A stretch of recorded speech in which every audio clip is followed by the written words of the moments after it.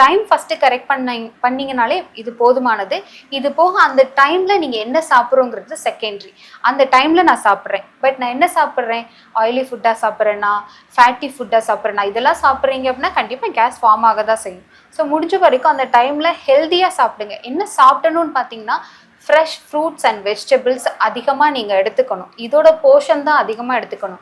இன்றைக்கி நிறைய பேர் கார்போஹைட்ரேட் தான் அதிகமாக எடுத்துக்கிறோம், ஒயிட் ரைஸ் தான் அதிகமாக எடுத்துக்கிறோம். முடிஞ்ச வரைக்கும் ஒயிட்ஸ் அவாய்ட் பண்ணுங்கன்னு நிறைய பேர் சொல்லிட்டாங்க. நானும் அஃப்கோர்ஸ் அதுதான் சொல்கிறேன்.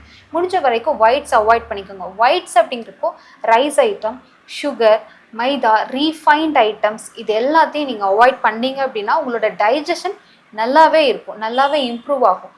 ஸோ தட் உங்களுக்கு அந்த டைஜஸ்டிவ் என்சைம்ஸ்லாம் நல்லா ஆக்டிவாக ஒர்க் ஆக ஆரம்பிக்கும். இந்த ஃப்ளாட்டுலன்ஸ்லேருந்து நீங்கள் விடுபடலாம். ஓகேங்களா? இப்போ அந்த ஃபுட்டை பொறுத்த வரைக்கும் நான் சொன்ன மாதிரி ஃப்ரூட்ஸ் அண்ட் வெஜிடபிள்ஸ் சொன்னேன். இதில் மேஜராக பார்த்தீங்கன்னா க்ரீன் லீஃபி வெஜிடபிள்ஸ், அதாவது கீரை வகைகள் அதிகமாக எடுக்கும்போது டைஜஸ்டிவ் என்சைம்ஸ் ரொம்ப ஆக்டிவாக வேலை செய்யும். அதனால் உங்கள் டைஜஷன் நல்லா ப்ரொமோட் ஆகும். அது மட்டும் இல்லாமல் உங்கள் பெருங்குடலோட இயக்கம் சீராக இருக்கிறதுக்கு இந்த கீரை வந்துட்டு ரொம்ப யூஸ்ஃபுல்லாக இருக்குது.